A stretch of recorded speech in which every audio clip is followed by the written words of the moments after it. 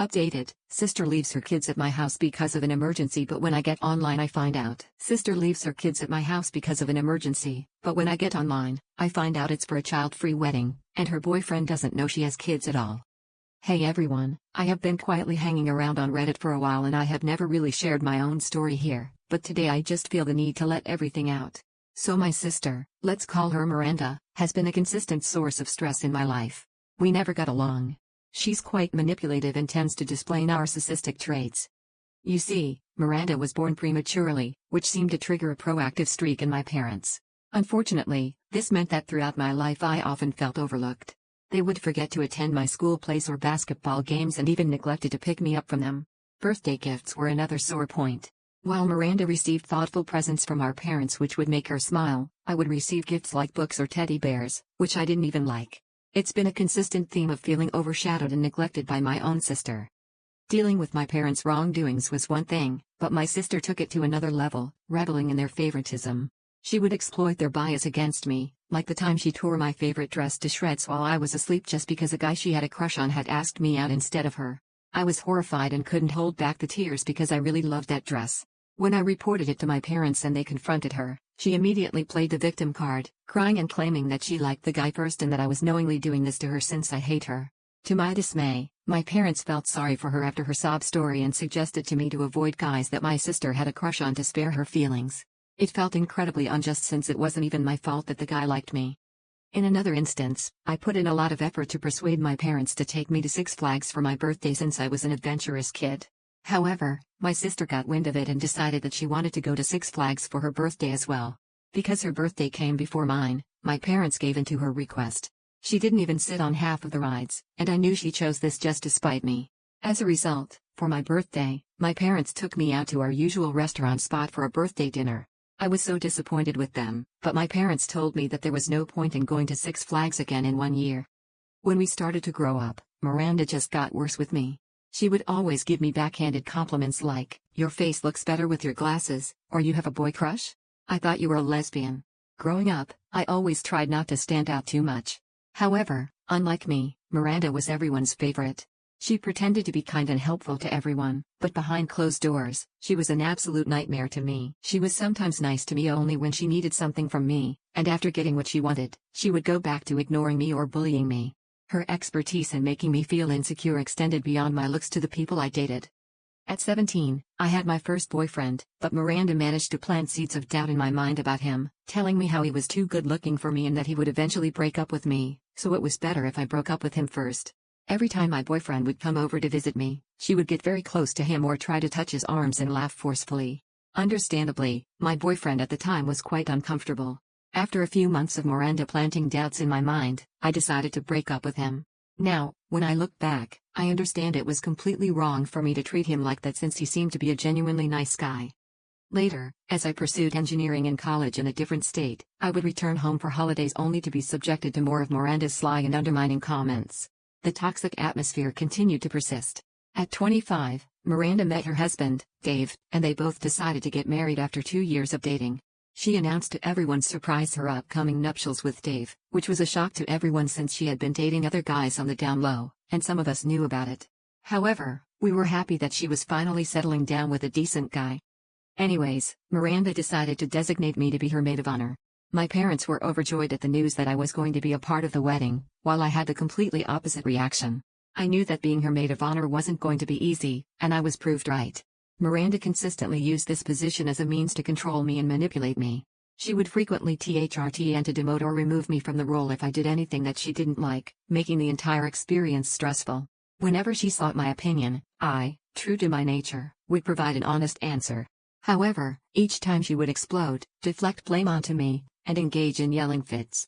Faced with her volatile reactions, I adopted a strategy of staying silent to avoid saying anything that might escalate the situation further. I simply couldn't tolerate the verbal abuse and preferred to keep the peace. One day at lunch, we were discussing wedding plans, and I simply asked whether the maid of honor would be wearing a different dress just to get a better idea of her vision. She started yelling, saying I was making everything about me by assuming I was still the maid of honor. We moved on to overnight guests and where they would sleep. My mom said it would be a good idea to book Airbnbs well in advance, and I agreed. My sister completely lost it, saying that she had this conversation with her fiancé already and how they would be booking hotel rooms, and if we wanted Airbnbs, then we could book them on our own. Then she kept yelling at me for not using my brain enough and saying things like how I should discuss with her before agreeing to whatever others want since I am her maid of honor and I basically work for her. I shut down, trying to defuse the situation. So then she went on about how I'm being negative and trying to have an attitude.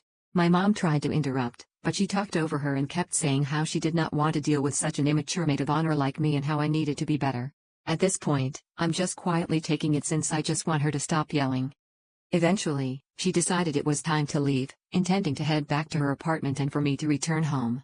As we reached the car, we sat in the parking lot, and she continued yelling at me for another 10 minutes, rehashing the same grievances. At that moment, all I wanted to do was escape the situation, but my car was a 20-minute walk away, leaving me with no immediate way to leave. Eventually, the wedding day arrived, and while the ceremony itself went relatively well, my sister Miranda managed to find reasons to fight with me over trivial matters. During the reception, she would openly yell at me in front of everyone, making the atmosphere uncomfortable and strained. I noticed her glaring at me between the festivities, whether it was about the music selection or the waitstaff not meeting her standards for serving drinks. When it was my turn to give the speech, I stood up, hoping to share heartfelt words. However, Miranda gestured impatiently for me to get it over with. Later, she confronted me, criticizing my speech for delving into her childhood. According to her, I was intentionally trying to embarrass her in front of her in-laws. I was crushed because everyone else seemed to appreciate my speech, and even our parents had no complaints. The morning after the wedding, as the chaos finally settled, I realized the extent of the anxiety I had been feeling for the past couple of months, and it was all because of her. I finally realized that she had been the problem all along, my entire life. I wish I could have been bold enough to drop out of the wedding.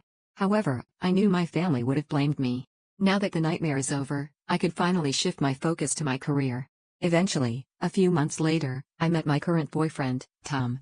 As we started dating, I decided to move in together after a year of dating. My parents were happy for me. However, my sister expressed her disapproval to me, claiming that Tom was too nerdy. In her eyes, he was just a computer geek. However, the truth was that Tom worked in IT and earned 3 times what I did. She had no idea about any of this, and I honestly didn't care. I was in love with this guy regardless of what she thought. One day, my life took an unexpected turn when my sister announced at a family dinner that she was pregnant. Now, if you were wondering how this affected me at all, well, my sister announced next how she couldn't wait to see me become an aunt because apparently she was going to need my help a lot during this tough time. I was shaken by her words. She was an adult who was going to have a child, and instead of asking her own husband or our parents for help, she expected me to babysit her child. You see, there had never been any children around me, so I had zero experience with them. I have honestly always felt totally alienated from kids and have never felt any desire to be around them. I was quite happy and at peace with the fact that I didn't want to have children. Hence, her words really freaked me out. I felt kind of trapped. In that moment, I knew she would find some way to force me to babysit her child, especially because I have a work-from-home job, which would allow her full advantage to drop off her child whenever she wanted to. There was no boundary when it came to her. If I would try to establish one, my parents would come to her defense. When my sister had her first child, I occasionally took care of her, and it didn't bother me much since her husband worked the night shift and she had a day job. I was mainly there to look after the child while he would grab a few hours of sleep. I was never entirely on my own with a kid, and the first time I babysat, she was already 6 months old, making it a bit more manageable for me. Unfortunately, this arrangement didn't remain as occasional as it started. Over time, I ended up babysitting more frequently, and my sister would often criticize my babysitting approach. I would be trying to work when I suddenly received a call from my sister or my mother inquiring about my weekend plans. If I mentioned having no plans, they would declare that I was going to my sister's so she could take a break, and that was the end of the conversation. The request started making me feel like I had a secondary job where I worked yet I was never paid anything in return. Now, you would expect that my sister was at least grateful for it, but nope, she never was. Every time I would go back home, she would call my mom and complain about what I did while looking after her child. Apparently, I wasn't changing the diaper properly or feeding the baby in the correct way, just really petty things that bothered the HLL out of me, especially since I was doing her a favor. Do you now understand how manipulative she was? My sister and I were clearly not close, and she should have been grateful that I was looking out for her. Yet, she would be nice to my face but then go behind my back and strain our relationship even more. After that, I got really pissed. This started to affect my mental health, and Tom started to notice the same. He and I had a talk where I completely broke down. He urged me to stand up to my family, so the next time I was called for babysitting duties, I point-blank refused. Miranda and Mom would call me, urging me to do this for the family, but I put my foot down and told them to go to HLL. I felt like I had done enough and didn't want anything to do with my sister or her child ever again. I stopped all contact with my sister. She would show up at my door after calling me in vain, but I would still refuse to open up. My parents would also force me to forgive her, but eventually, they gave up when they realized that I wasn't going to budge. I would talk to my parents sometimes, but that's it. This went on for 2 years, and she went on to have another child with Dave. Last year, my mom called me to tell me that Miranda and Dave were going through a divorce. This was quite unexpected. Even though I didn't want anything to do with her, I was still surprised by the news. When I pried a bit further, I found out from my mom that Miranda had been sleeping around with her coworkers. Apparently, Dave had found all these inappropriate messages on her second phone, which she would always hide from him. He had then taken all the evidence and talked with a lawyer to file for divorce. Miranda was apparently completely blindsided by it since Dave handed her divorce papers. When she tried to reason with him, he told her how he knew everything. This made Miranda beg him for forgiveness, but he left her. I was quite shocked at the turn of events. Although, looking back, Dave was definitely too good for her, so I'm kind of glad that he's out of this mess now. After Miranda's divorce was done, she had to move back in with our parents. I would hear complaints from them about how Miranda would stay out all night and would come home in the morning drunk and smelling of Bcuz. She was eventually let go of her job as well because she never went to work on time. This made her turn to Bcuz more and more. My parents would have to take care of her children while she would be out having fun. This had been going on for months. In contrast to her life, my life was going well. Tom and I adopted a dog, and we are proud parents. We even bought a house together with both our names on the deed and have been slowly moving in. We have discussed the possibility of marriage soon, but there is absolutely no rush. We know that we're going to be in each other's lives forever, so we are taking our sweet time. When I had a housewarming party, I did have to invite my parents. Unfortunately, without asking me, they also brought my sister and her kids with them. I was seeing her, but I didn't want to make a scene in front of everyone, so I kept quiet. Tom welcomed them in and served them drinks while I glared at my parents. My dad came up to me and told me how he didn't want to bring my sister, but our mother wanted us to reconcile and thought this would be the perfect opportunity. My sister loudly announced to her kids to go and give me a hug since I was their aunt. I smiled politely, and they hugged me. Miranda then started telling me how I should be more involved. Aunt, since the kids hardly recognized me and how I should put in more effort, I was grinding my teeth to stop me from saying something to embarrass her in front of everyone. Throughout the party, I noticed Miranda drinking wine continuously. She wasn't the least bit concerned about what her children were up to. Her kids, on the other hand, were extremely rowdy. They chased after my dog, trying to kick it or pull its tail. They kept trying to enter our bedroom, which I had closed since I didn't want guests to enter. They even broke a vase while playing. I was reaching my boiling point and kept glancing at Miranda to see if she would tell them anything, but she didn't even care. She was drinking and laughing with no care in this world. When some of the guests wanted to do a house tour, Miranda tagged along with them. I showed everyone the place, and then when we came down to our backyard, Miranda remarked loudly that this was too big for 2 people and started asking questions about if I was planning on having kids. This immediately piqued everybody else's interest, and they looked at me expectantly. I immediately shut her down and told her how this was none of her business. But Miranda retorted back that my life choices were everyone's concern, especially as an aunt. I felt the frustration building up, but I maintained my composure in front of the guests. As the evening progressed, Miranda's intoxication level increased, and her behavior became more disruptive. She started making inappropriate comments about my relationship with Tom, implying that we were wasting our time by not getting married and having children. I could sense the discomfort in the room, but I chose to ignore her remarks. Later in the evening, when most of the guests had left, I decided it was time to address the situation. I pulled Miranda aside and confronted her about her behavior. I expressed my disappointment in her actions, especially considering the history between us. As expected, Miranda didn't take it well. She accused me of being stuck up and ungrateful for all the time she claimed I owed her for babysitting her children. My parents tried to mediate the situation, with my mother urging me to forgive Miranda once again. However, I stood firm in my decision and asked them all to leave. After this incident, I didn't want to see her ever again and wanted nothing to do with my mother, who kept supporting Miranda. I thought if I didn't contact either of them, I would be fine. However, yesterday morning, there was a knock at my door that caught me off guard. When I opened it, I was met with the sight of my sister Miranda standing there with a desperate look on her face. She quickly explained that she was in a dire situation and needed my help. According to her, she had an emergency at work and couldn't find anyone else to look after her kids. She pleaded with me to take care of them, assuring me that it would only be for a few hours. I looked at the kids' faces, and they looked sleepy and tired. It broke my heart how she had woken them up so early just to drop them at my place. I asked her what about my parents, and she informed me that they were at our aunt's place. She told me that I could verify with him, which I later did. Obviously, when I told her that she could still call her ex-husband for help, she told me how he was still sleeping and wasn't picking up since he had a night job. She had no other option but to come to me for help. Begrudgingly, I agreed to look after her kids, and she happily left. As I closed the door behind her, a mix of frustration and empathy soared within me. I couldn't fathom the audacity of Miranda dropping off her kids without any prior notice or consideration for my own plans. Despite my resentment, I decided to make the best of the situation for the sake of the innocent children. We played games and watched cartoons and even tried to engage them in some simple arts and crafts activities.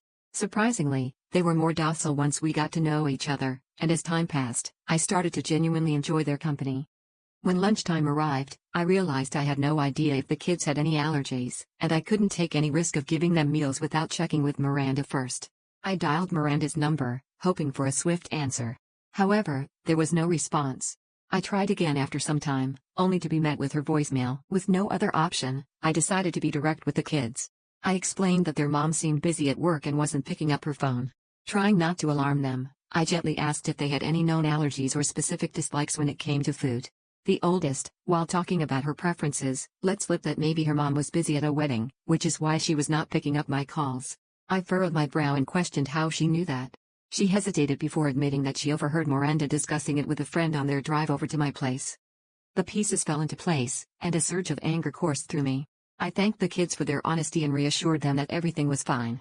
I immediately called my parents to get to the bottom of this. After cajoling, my mother finally admitted the truth. Miranda had indeed gone to a wedding, which was supposed to be child-free, with her new boyfriend, who had no idea that she was a mom to 2 kids. My mother tried to justify Miranda's actions by saying things like how men didn't like dating single mothers, so she had chosen to keep her kids a secret. However, I was furious because she had lied to me once again. My sister had manipulated me, exploiting my willingness to help for her own convenience. I then checked Miranda's social media to verify the information. She had posted a few stories on her Instagram from the wedding. She was smiling and day drinking. I shook my head in disappointment as I saw her Instagram. I realized that she didn't have a single picture of her children. My sister, a mother of 2, was actively pretending to be single, denying her own children a place in her public life. Later, when Miranda came to pick up her kids, we had a huge fight. I made it clear to her that I wanted no part in her deception and warned her that the next time she left her kids with me, I would involve CPS. Miranda was hearing this and started to abuse me, but Tom, who had by then returned from the office, immediately intervened in THRTND to call the police on her, which led her to leave immediately. The encounter has left me feeling drained and emotionally exhausted. I am grateful that Tom supports me. However, my mother and my aunt have reached out to me, saying that I should be more sympathetic to the struggles of a single mother and that I should learn to help out my family in times of need. Am I the a-hole if I don't want to be a part of my sister's lies? Thank you all so much for being so understanding. I have received multiple messages from strangers checking up on me and telling me their own stories about toxic family members like my sister. After going through some comments, I've also come to the conclusion that my mother is extremely toxic and continues to let my sister walk all over me. Clearly, she continues to favor my sister over me, which is quite unfair since she's the messed up one. I plan on having a talk with her soon. I did call my aunt and ask her regarding her version of the events, and it turns out that my mother never mentioned the whole story to my aunt, so I did the favor. After my aunt found out how Miranda lied to me and forced me to babysit and how she has been hiding her kids from her boyfriend, she apologized to me and told me that she would speak to my mom. I don't know what conversation they had, but my mother sent me a message saying how I should not involve my aunt in our personal matters and how I should not throw my sister under the bus. It's exhausting how much my mother can come up with ridiculous excuses to justify my sister's behavior, yet she never actually reprimands her for anything. Hi, editors. It's been 2 weeks since my last update. Despite my efforts to distance myself from Miranda, the family tensions have escalated. My mother has continued to pressure me to forgive Miranda and participate in her life by babysitting her kids. She even started to emotionally blackmail me about how she and Dad were getting older and Miranda was going to be the only family left for me. I decided to have a candid conversation with her and asked her to meet up with me separately. I wanted her to not bring up Miranda, and she agreed. I met my mother at a quiet cafe, hoping for a civil and honest conversation. As we settled into our seats, I took a deep breath, steeling myself for the difficult discussion ahead. I began by expressing my love for her and my dad and my desire to maintain a healthy relationship with them. I acknowledged her concerns about growing older and the importance of family unity. However, I emphasized that my well-being was crucial for any meaningful relationship, including the one I shared with her. I explained the emotional toll Miranda's manipulation had taken on me over the years and how I needed to prioritize my mental health. My mother, visibly conflicted, listened as I recounted instances of Miranda's toxic behavior since our childhood and how it had affected my life. I shared my experience with feeling overlooked, manipulated, and taken advantage of, hoping to convey the gravity of the situation. As I spoke, I could see a mix of emotions on her face, from guilt to realization. The conversation took an unexpected turn when my mother, after a thoughtful pause, admitted that she had, in fact, been aware of Miranda's manipulative tendencies but had chosen to ignore them to maintain some sort of family harmony. She confessed that when Miranda was born premature, she had a bit of health complications which had terrified my mother, and she had grown very protective of her. This made her blind to anything that Miranda did wrong since she was just grateful that her child was doing well. Hearing this broke my heart, and I pointed out to her how I was her child as well. I told her how I needed her as well while we were growing up and how it wasn't my fault that I was born perfectly healthy. I expressed empathy for the difficult position she found herself in, but I urged her to talk to Miranda, otherwise, her kids are going to resent her just as much as I do. I stressed that healing within the family could only occur when everyone acknowledged and addressed the issues at hand. My mother nodded in understanding, which was quite shocking for me since I never thought she would even listen to me. We discussed the importance of setting boundaries, and I told her how I needed to have my space, so I was going to take some time off from her. My mother began to plead with me and told me how she hoped I would not go years without talking to her since she loved me and regretted what she had put me through. I assured her that I wouldn't and that I needed to take some time apart. Once things with my mother were resolved, I did feel so much better.